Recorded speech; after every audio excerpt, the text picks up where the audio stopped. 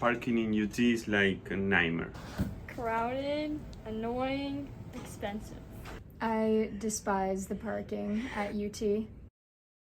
UT parking problems began following the mid-2021 teardown of the east and west ramp parking garage, where more than 1,600 parking spots were removed, replacing both areas with surface-level parking. Even prior to demolishing the garages, the lots in the parking garages were already filled, and it wasn't easy to find a parking spot.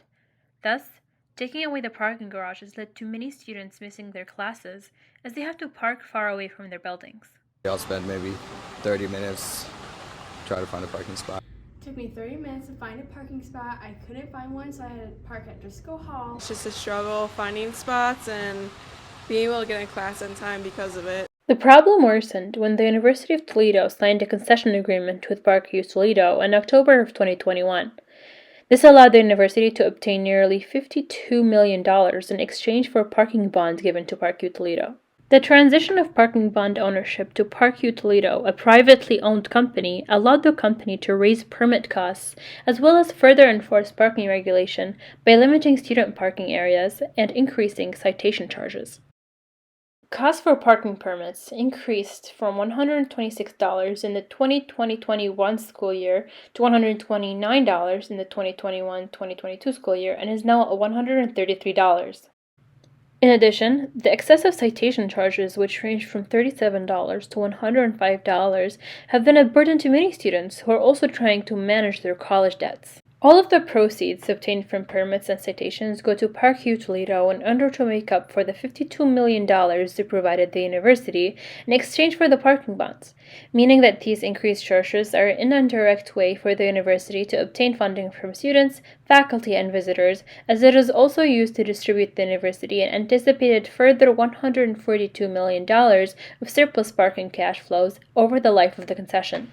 Ensuring a profitable outcome is also how ParkU Toledo justifies the uprise in citation charges. It jumped a good amount for employees this year is because we're trying to close that gap. This strongly enforced parking regulation, coupled with a shortage of parking spots, leads to students parking in areas that their permit doesn't include, just so they can get to class on time. This results in students obtaining citations within 1 hour of parking due to the thoroughly regulated parking. Parking tickets, they just add up on top of your dorm fees, on top of your college tuition, on top of your food plan. I got a ticket one time, it was $40-50, and then if you don't pay it on time, it goes up. Come on.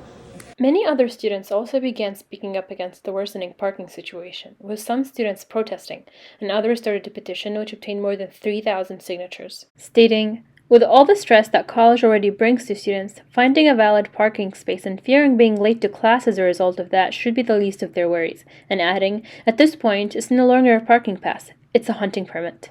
Finally noticing the protests and students' opinions regarding the new parking changes, Sherry Capsar, the executive director for ParkU Toledo, addressed student remarks, stating, "I think people have a perceived lack of parking because the garages are down. On a busy day, you can still find parking," and adding, "There's parking, but it's just not going to be right outside your immediate building."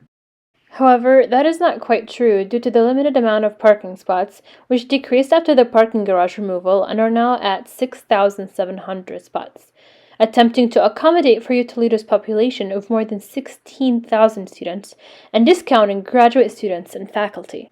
Attempting to address the matter further, ParkU Toledo provided yet another unfeasible option for students. Universities have card sharing programs, so that's kind of what I'm looking at. It's like I said, it's more to incentivize, like, if you don't need a car, don't bring a car. Although this option is one that might work at some other universities, it is not one that is feasible at UT Toledo due to commuter students making up more than 80% of the student population. Attempting to address matters regarding parking away from class, Sherry Capsar from ParkU Toledo said, "We have scooters on campus. We have bicycles on campus. We have a bus system, Rockets Lift, to help move everyone around." However, considering Toledo's often snowy weather and the removal of scooters during the entire season, this option is also not feasible for students. A feasible option for Park U Toledo and the University of Toledo, however, is to use the $10 million listed on the concession agreement for parking maintenance to establish either a surface-level parking lot or rebuild a parking garage, which is estimated to cost $9.5 million with similar dimensions. However, the continuously declining U Toledo student population might stand in the way of that, as there wouldn't be a need for more parking if less students are attending. Although parking issues could be a direct factor leading to a decreased enrollment due to the many negative comments online directly addressing the horrible parking situation. Unfortunately, whether U Toledo's parking situation will come to an end soon or not cannot yet be determined. As of now, we can only hope for the best for our U Toledo community and try our hardest to not obtain a parking ticket.